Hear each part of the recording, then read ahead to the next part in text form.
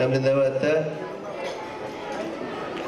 Mehmet'in Tevfik Efendi'ninki İstiklal Marşı okundu. Bu İstiklal Marşı'nı okuş için Safiye, Esma, Sahib Nisa, Suriye, Esma, Hoten, Hadice, Melike Katarlık ballarımızla sahneye davet kılınız. Kana, merhamet.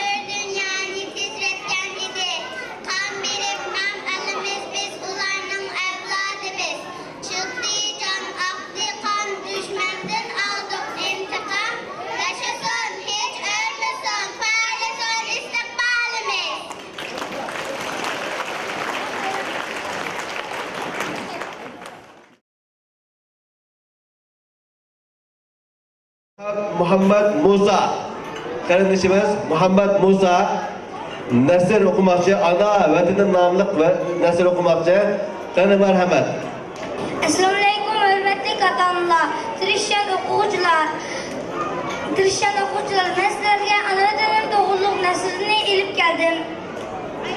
Ana vatanım Şerif Türkistan, hayatının sınakları köpüken, kişiler çoğlarının köpüğünü köp, beşirin soğuk köpü tuduğu değişirken, lekin ben 59 yaş gördüm. Benim görünüm neydi bilim uçarken çoğdadan mı görüp bakını yok.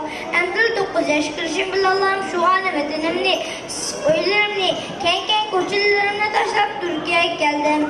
Aeroplanda tuncu bulup denizli gördüm. Bu kızların Türkiye'ye halakalarını gördüm. Lekin bunlar bizim mahallemizde kesip ötken könce deryası huzurunu yer onun verilmedi. Mən azdır, şunu es buldum ki hayatından sılakları çok küçük demeydiken şuncalık küçük gruplarım şu ana vatanımdan ayrıldım. Ey ana vatanım, sen bunu unutma ki dünyanın bir yerden seni sevdim atkan minandaki bir sebinin balığını unutma. Ben seni mengü esleymen çünkü sen benim hayatımdan bir kısmı hainlik buldun. Eğer sen bu beni esleyen olsa dünyanın bu ciddurumu yürgümü